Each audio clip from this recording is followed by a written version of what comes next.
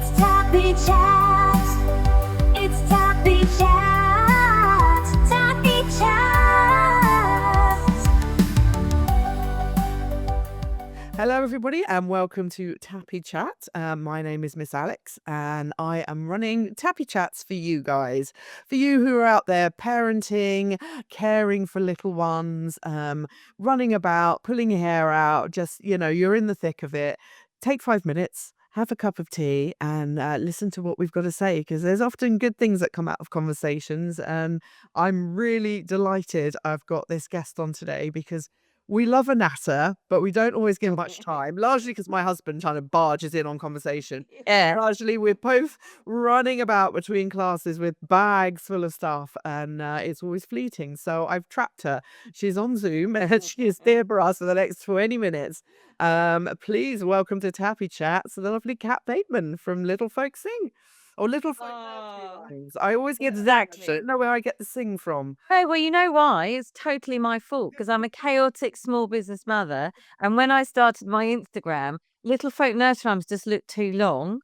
But I like to have a business name that says what it does. So Little Folk Nursery Rhymes is so obvious it's a nursery rhymes group. But on Instagram, it looked way too long. So I just thought, oh, Little Folk Sing. So now I get either called Little Folk Sing or Little Folk. So it's one of those things that's on my list to sort out, but I've never sorted it out in 14 years. But thank you for pointing that out. And I tend to do word salad anyway, so I will get everything confused. Well, first of all, can I just say, Alex, thank you so much for having me on because I've admired you from afar because basically we are both people running around trying to create entertainment in our community for little ones, aren't we? Yeah. And so I've always been aware of you, but until you took over the amazing Stuff Wars pub, I hadn't actually met you. And so I'm delighted that I do my groups there. It's just so lovely. We're building a really lovely community there. I love it. And so it is hilarious that most days, just for anyone who's listening in, most times when I see Alex, we've both got massive bags. I've got a guitar on my back. I'm pulling a trolley and I'm so stubborn. I won't ever do 2 trips. So I try and pile everything on top of me because doing 2 trips is a waste of my life. Yeah. So we always see each other and go, hello, hello, hello. So yeah, it's a delight for me to break up my day and come on here. Yeah, I mean, I've always been aware of you in the same way, and I think because we move in the same circles, we're never going to be in the same place at the same time. So we're, a venue's a venue. So Maybe we're the same person. maybe we are. That's probably why we get on so. Go deep. Let's go deep. So tell me first about we'll get it right. Little Folk Nursery Rhymes. Why did it start? How did it start? Okay, so I shall tell you my my story. I shall tell you my story. So I am obsessed with music. Always have been. My mum said I came out singing. I hum literally all the time. My dad's always used to say, "Oh, just stop humming all the time. Why are you so happy?" Like there's something about music that is just in my soul, and it speaks to me all the time. And it sounds so corny, but it is like my best friend. It gets me through everything. Like it's just amazing. So that aside, I never ever imagined I would run my own business and it would be singing or that. Like it just came out of nowhere. So basically, I used to work in music television, and I adored that. So again, I found something eventually that was, with my love of music. And then it got to the stage when I was like, oh, do I have kids? Do I not have kids? And ended up having 2 boys. And obviously, I'm delighted. They are, they're now teenagers, which is something else. But I was very lucky. I got my 2 boys, and I used to take them around to loads of groups. Now, some of the groups were amazing. Some of the groups I would think, God, they could put a bit more welly in than that. They're just like raking money in, and they don't look like they're giving it much welly. But most of them were lovely. So I sort of tried to seek out ones that were really like pure music based and stuff like that, because that obviously was my bag. And then I ended up getting involved with this really beautiful, it was like a local community group that was started by mums for mums, and it had been handed down from mum to mum for like over 20 years. Oh my goodness. And so I used to go to that. It was in Venner Road in Sydenham, if you know that. And Yeah, I do. so it was like a really well-known, it was a really well-known little group. And it was just really beautiful. It was just all the nursery rhymes. And then everyone just stayed and had a little cup of tea and a biscuit. And it was just like a beautiful collection of people and everyone from everywhere. It was just lovely. And so I used to go to that for a couple of years and I used to love taking my boys there. And then the lady that was leading the singing was leaving because her kids are grown up. So it was time for someone else to take on the mantle. And no one was really stepping up to it because I think the thing is, it's weird, isn't it? If you absolutely love singing and you're used to singing, we don't really understand that people can find it a bit embarrassing sometimes. So, like, someone was talking about it, and a few people went, "Oh, Kat, you really like singing, and like quite often you will lead some of the songs. So, like, can you just do it?" And I was a bit like, "Oh, I don't know," because I had a bit of imposter syndrome. I thought, "Oh no, I can't do that. I can't do that." "Oh, don't look at me, don't look at me." And then I thought, well, it's only every other week. Okay, let me give it a go. And I absolutely could not let that group close on my watch. I thought it's gone for 20 years. Like I have to step in. So anyway, and there was an amazing woman called Lisa who was just like an incredible person. And so basically we did it and I did it for a little while. And then long story short, a few people, not hundreds, but a few people said, "Kat, you should do this." Because I was struggling about what to do because I was desperate to get some more money.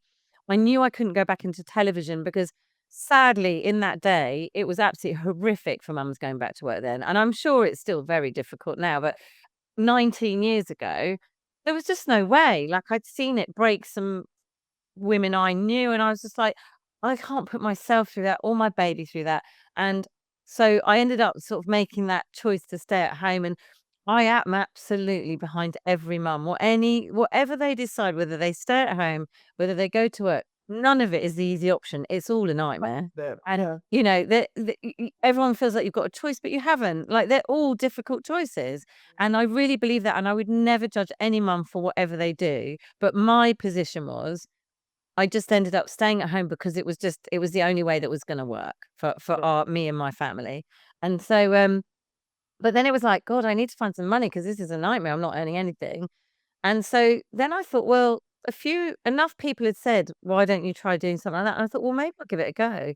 And so luckily I knew an incredible woman called Iris, who's like a famous person around here, who runs Grow Mayo Community Garden in Sydenham. It's like, if you don't know it, it's like a dingly dell of a place. It's absolutely wonderful. And like, I found it because I used to take my boys there because our garden's like tiny. And so I used to take them there quite a lot and it was lovely. And I was bemoaning my poverty. And she's like, "Well, what are you trying to do? Are you trying to get a job? What are you trying to do?" And I said, "Well, I'm thinking about setting up music groups. I'm a bit nervous. I'm not sure whether to do it or not. I could do it with my guitar." And she just looked me straight in the eye and she went, "Do it here. Do it here. And don't be one of those people that doesn't do stuff." She's Dutch and very forthright. Uh, and so then I thought, well, okay, I'll give it a go. And then I got all my mum friends to turn up to the first group because I thought no one's going to come. Yeah. But actually, I sold a few tickets, and I was like, "Oh, okay, a few people have come that I don't know. That's cool." And then literally it just grew. It was like I did it once, and then I did it a few times, and then it started becoming a weekly thing. And then a few more venues found out about me and actually came to me and said, "Would I do it?" And I sought out a few other venues, and I was really lucky. My headphones are falling off. I was really lucky because there's so many cute and quirky venues around Southeast London, and so I became like my sort of framework was like, oh, if I find quirky venues that are quite cute that mums actually would want to go to, rather than a hall that had nothing in it that just wasn't, it's just a bit sterile and all that. I thought that might be quite a nice little vibe to create. And so luckily I got into lots of that. And there's so many around here. There's like brown and green. There's so many like beautiful places that I found to do it. Anyway, so then it just kind of grew, and then all of a sudden that was it. It was called Little Folk Nursery Rhymes, and I was running these classes, and I ended up tying up with Happerty, that are a brilliant bookings partner. So then all of a sudden it became a business. Like, it was really weird. Like, I never, And you're like, oh my God, I've been doing this for how long? 14 years. 14 Can you believe I've got wrinkles? But So, the buzz of that first class, because I remember doing my first class and it was like being on stage. I just remember I just felt immense afterwards. And it was only like 10 kids, I think I was dancing with, but it was just But it's putting yourself out there, isn't it? Yeah, it's putting yourself out there. And I tell you what, Alex, what I never really realized, because obviously then I thought, okay, I've got business. And I only even named it because there was the coolest venue round in, now what was that road called? Some Shoebear Road or somewhere around sort of Peckham Rye around there. And all the yummy mummies were going there. It was bonkers. I used to get like 20 families every Friday. It was insane. And it was like people queuing out the door. The owner used to say, "Oh my God, Kat, I need a bouncer for your class." Like it was so amazing and it was so brilliant. Um, but I used to say it was just called Music with Cat. Like I didn't know what to call it. And this woman said, "Look, Kat, I really need to give it a name. Like it's just, it's got to have a name." So then I came up with Little Folk Nursery Rhymes because I actually set up a label because I'm so obsessed with music and I like doing my own music outside of this.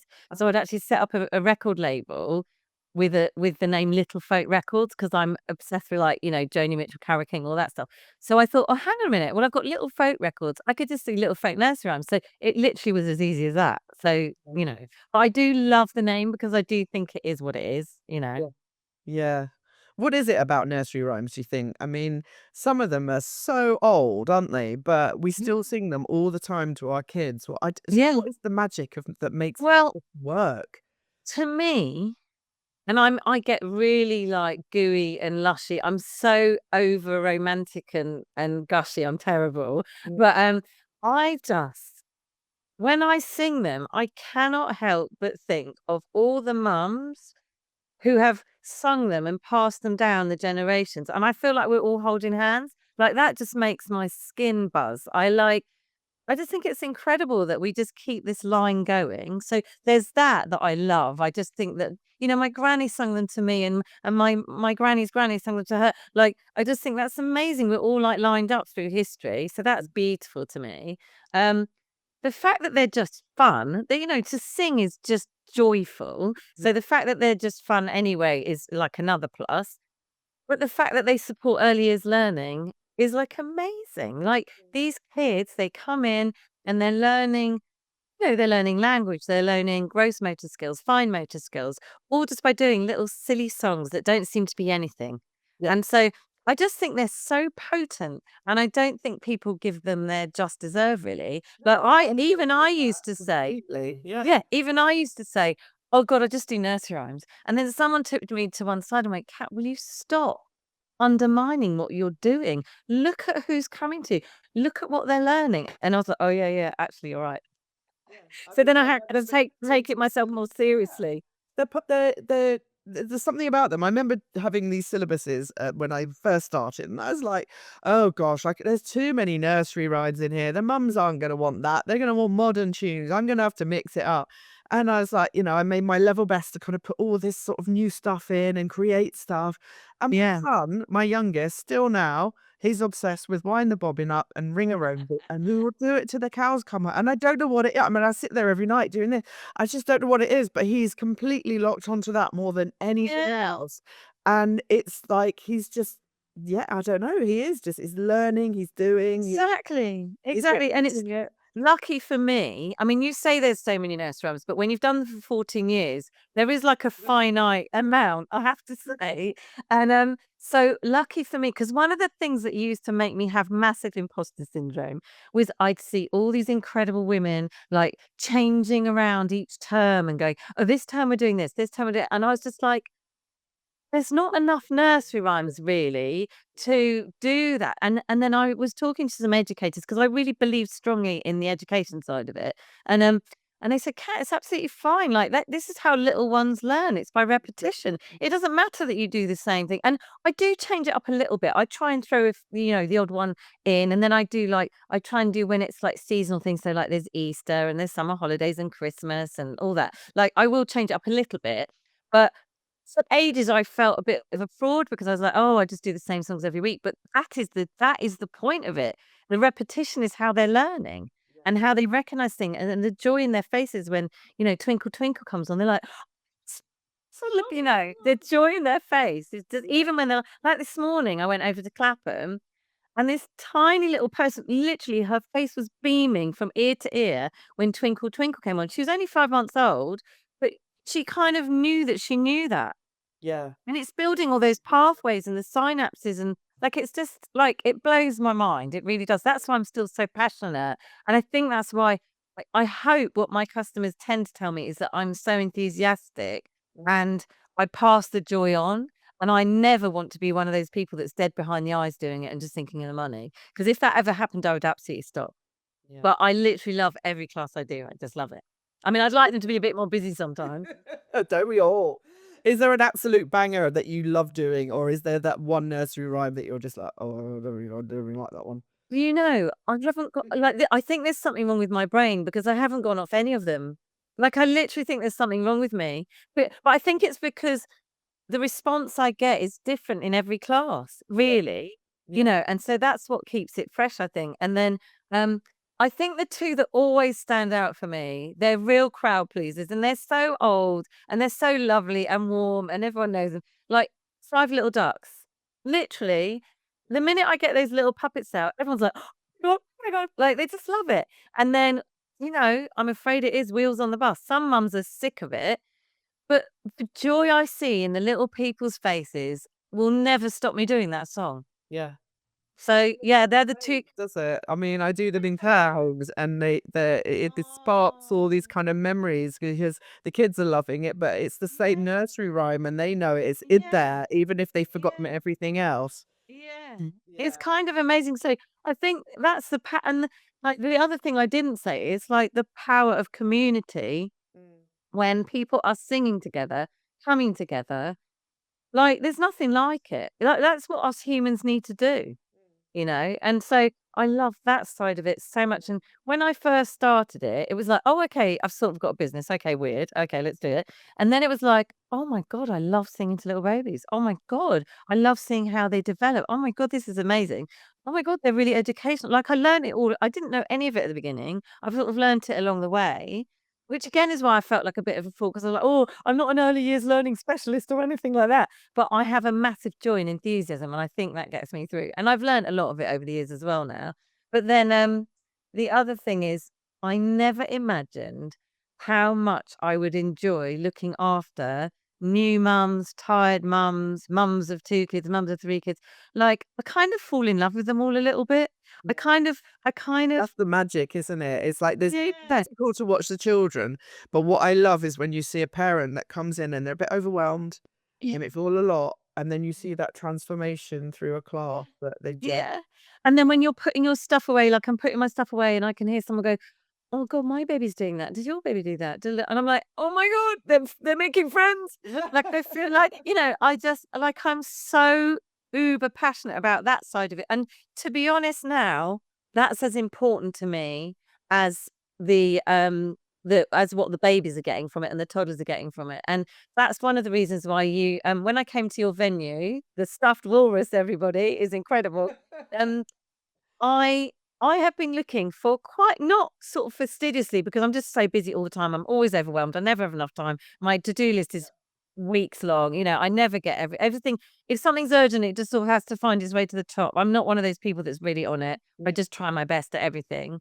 And I've always thought, God, I really want to find a beautiful little room that's like a little snug so that I could introduce something to new mums with like teeny tiny babies, like pre-callers. I've never really found anything suitable that was close by. And because of my boys, I didn't really want to travel too far afield at that stage. And then when I met you and I came to look, and then you've just got like the perfect room. You're so clever. You've made the perfect little yeah. snug.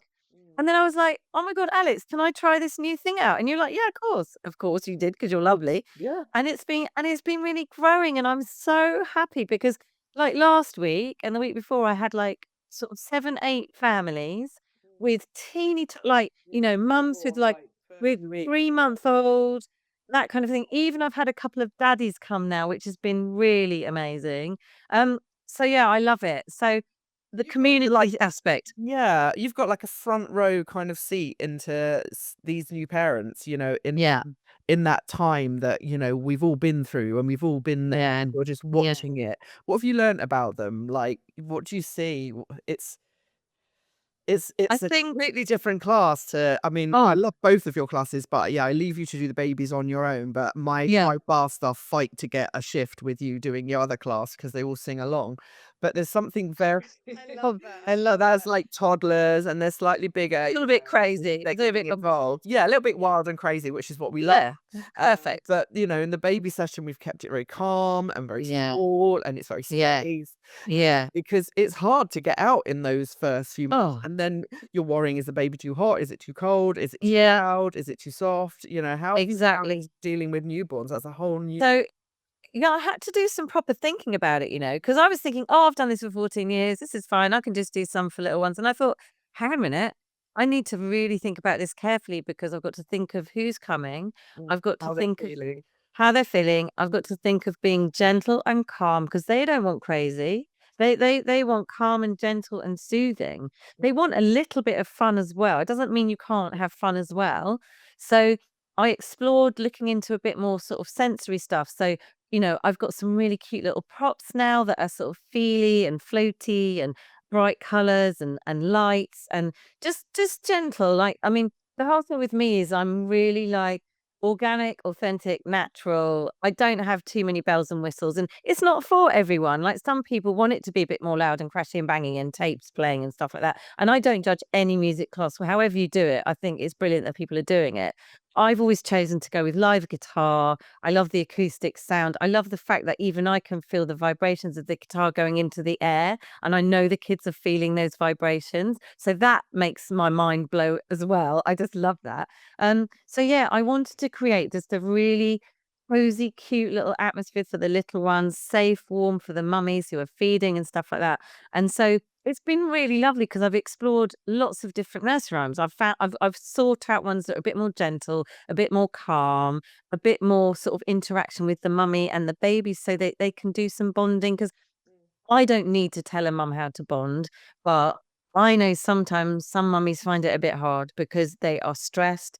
They might be suffering post-birth, all that. And I'm not an expert in any of it, but I know that if you have a moment where you're not at home, you're not stressing out, and you're sitting in a space that you feel safe in, and you're doing some nice music, and you just catch a moment with your baby, whether it's doing a little bit of peekaboo with a floaty scarf, like, that is something that is gonna be a joyful moment, and you will always remember it, and, I'm so old now, my eldest is 19, but I still remember those beautiful moments where I bonded with him doing a little silly class. Because you feel like it's a little silly class, but it's just a lot, like, there's a lot going on there, and so I've absolutely just reveled in meeting all these new parents, and I do feel like a clucky old mother hen at the front. Because I want to dispel, like, perfect fucking parenting, excuse the swear, but it's dangerous. It's no help to anyone. I know some people seek guidance, and I'm all for that. If you feel like you need support and help, you search for it. But I do think there's this, like, I don't know, there's all these things like, social media and stuff like, "Oh, this perfect mum, this perfect dad." You know, no one is perfect. Everyone finds it difficult, whether they admit to it or not, you know, and as soon as everyone understands that everyone is in they really are. I mean, I know some people have got more money than others and stuff like that, but the general mental health side of things, everyone's in the same boat. No one knows what that baby's crying for when they've just had a new baby. Everyone panics going, "Oh my God, what was I do?" Taking the baby home from the hospital going, "Oh my God, are they trusting us to keep this baby alive?" It's like we all face those same things, whether we've got a massive mansion or whether we've got a little house or whether we're living with our parents. Do you know what I mean? It's like that's a real leveler, I find. And that's why I think it's lovely when people find each other. But I love one of my, I mean, I think I'm a bit naughty and I think I've always been a bit of a rebel, like not massive rebel, but I love flying in the face of the perfect image. And I'm always going, and I don't mind being the fool guy or the one going, "Oh God, look at me, I'm a bit of a twat." But I love saying to them, no one's ever late. Getting out of the house is a nightmare, isn't it? I always get a real laugh when I say that. And I mean it from the bottom of my heart. I might say it every week, but I truly mean it. It's like, who cares if you're a bit late? Like one mum said to me, "Oh God, I went to this class the other week, and because I was 5 minutes late, they wouldn't let me go in because they said it would disrupt the nature of the class." I was like, "What? Ridiculous. Are you kidding me?" Like, It's so puts you hard off to ever going anywhere because you don't want to be in imposition and you've got a baby. Babies, everyone. babies. Yeah. Yeah. And my job is to make everyone feel as welcome as possible, as safe as possible, and to dispel the myths of like, I say, they'll be talking about things, and I would never go near anything medical, obviously. But, if someone's worrying about something, and I'll say, honestly, I know it feels really big now, but they're not going to remember whether you've breastfed or whether you've given them a bottle. Like, what world do you live in? Like, no one goes around going, oh, yeah, I want this job. And by the way, I was breastfed. Nobody knows, nobody cares. And so it's that kind of thing that I love. And like, so what if they haven't got a nappy with them and they've forgotten it? It doesn't make them the worst mother. There's 7 other mums in the room that will give you a nappy. It's all those things. Try not to judge yourself, because I have to say I judged myself incredibly harshly when I had my first one, and I wasn't in a very good place with it. And I really thought I should be perfect, Yeah. and I wasn't, and I really couldn't bear that I didn't know what I was doing, because I had my babies a bit older. I was 37 with my first one. So I practically ran this telly company for these 2-year-old guys, and I'd gone from knowing everything. I'd worked there for 10 years and everyone relied on me. And then I had this baby and I didn't know what on earth to do. Different, isn't it? Yeah, it doesn't follow a pattern. There's no logic. Like walking along the road. Situations. Yeah, exactly. I remember like walking along the road and bursting into tears because I was talking to a friend on the phone. She's going, "How's it going? How's it going?" And I went, I know who I am. "I haven't even washed my ears." But it's so true. It's so true. And I feel the same. And I think when I was doing classes, don't you just develop that like third eye, because you can tell there's so much going on under the surface for any. Oh my God. Tell it's so much. I can spot them in a minute. You Can you spot them in a minute? and you can feel it and you can smell it and you just. Yeah. My absolute job is to make them as relaxed as possible, welcome as possible. You just want to give them that love and support without even making a thing of it, because that would make me very. Exactly. If someone asked me when I was a new mum, "How are you?" I'd just cry. No, exactly. Being kind, but just that subtle way you can run a class and make it all fine. I think that's the magic of it. I mean, Oh my God. particularly with the sort of the new era, but often when you're Yeah. into the toddlers, there's a newborn in tow, and had 2 children, so you're right there again. And to me, Yeah. that is. I don't know how you describe it, but it's like a third part of the class that you're delivering. That it's And also, a bit of empathy.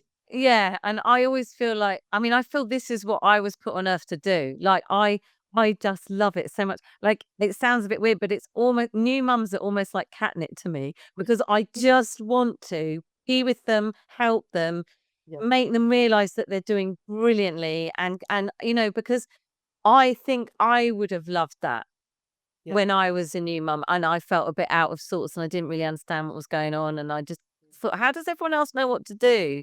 How do they all look so great? How do they got eyeliner on? It's like my 4-week-old to a baby sensory class, because I felt like I should be doing stuff with him. I should be stimulating him. And I was in this class feeling completely like all over the place. I didn't know the words to any of the songs, and I felt like a complete alien. And I was like, I don't know what I'm doing. I can't do the signs. I don't know the songs. Why do all these people know this and I don't know this? Where have I been? And I was just like, I would have killed. You've been having a life, Alex. You've been having a life. With a different identity, and now I'm saying, I don't know what I'm doing. I know. And it's crazy. It's so crazy, but it's like, it's an amazing space to work in. I do love it. I mean, the downside of it at the moment is that with the cost of living crisis and all the things that us small businesses have had to navigate in this sector, I mean, it's just been insane. The whole COVID thing, the post-COVID thing, the like, cleaning everything within an inch of its life, taking temperatures and all that. Like, it almost broke us, didn't it? It was so much. And it was so It's like needed at that time. Did you find that so you were neat. finally able to do classes? I might have been under 5 masks and with them.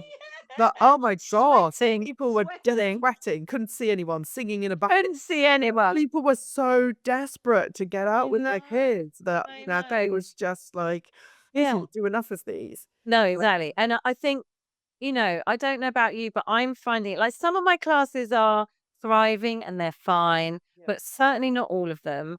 And it's hard because I don't, I've had to get a second job, like I was saying to you before. I've had to get a second job because my eldest went to uni.